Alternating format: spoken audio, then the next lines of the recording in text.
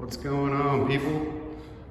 Well, I went ahead and got those vertical uprights right there for the TV mount in, and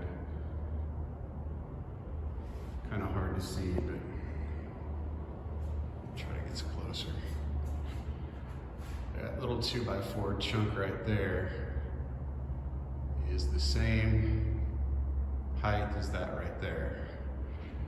Because what I've been doing is trying to figure out a way to incorporate a place to hang ceiling fans and lights and all kinds of other stuff. So what I did was I put those little 11¼ inch cripples there. And then what I'll do is I'll attach 2x4s that run all the way, and then I'll cap that with a 1x12. That way to have a little bit of dimension. It'll look pretty good.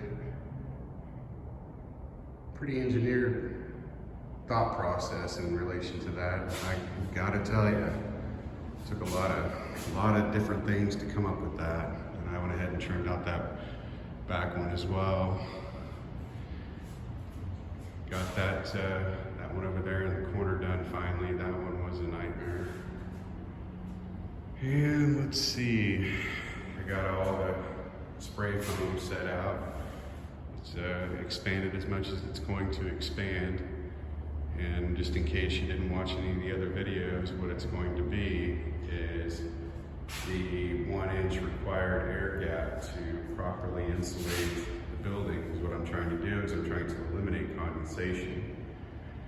And for those guys that put their 4x8 sheets of insulated wallboard up against their metal, it doesn't give it any room to breathe. And I know you're thinking, does it really need to breathe? It needs to be able to stay as controlled of an environment inside the metal whenever the sun is beating down on it, and then also to be able to control the humidity. So, other than that, it's as far as I've got. I finally figured out how I'm gonna paint the ceiling, what I'm gonna use to paint the ceiling. I've been researching for probably a week now to try to figure out what I was gonna do, whether I was gonna rent or I was gonna buy, or what I was gonna do in relation to a system to spray the foam, because I was hoping the TurboCam would work, but it didn't. It reduced the volume. I'm not gonna say that it shrunk it or it ruined it or anything like that, but it did really reduce the volume. And stuff cracks me up. I love that spray foam gun. It's so amazing. I still gotta put the angled purlins on there and make it look like this, or that one. So the next step after painting will be making sure to get the beam up. I ordered the stain for it today. I want it to be a little bit of a distinguishing factor, as much thought process as I had to endure to try to make that thing happen. Then I'll go in here and I'll put in the 4x8 sheets of insulated wallboard.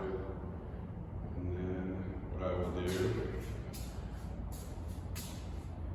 I will take tar paper, and I will go from one end 3 feet high all the way to the next, and then go up and go up again. And I'll do it on these as well. And then I'll cover out the wall covering. I'm not going to share with you the wall covering. I had this whole entire building planned out prior, with the exception of how I was going to paint this ceiling. And I'll share that with you after I get everything installed. It should look pretty neat. By the way, I'm going to be doing an epoxy floor. I'm going to try to make it look as close to Carrara marble as I possibly can. So I will be doing that. So that's going to be an absolutely awful project. I'm, you know, can a guy get a break? I don't know, but yeah, that's what I'm going to be doing. I'm going to go in there, and then I went and got the stuff for the outside. I dug a hole. Yeah, me, I dug a hole. 3 feet by 2 feet wide by 3 feet deep to put this bad boy in so the electric company can come out and hook it up. So that will be interesting. This is by far my longest video so far. But anyway, have a little bit of catching up to do. I'll be taking today off, as well as tomorrow, and I'll get back on it Saturday. I'm just not feeling all that great, so I need a little rest time. But other than that, I'll see you guys soon.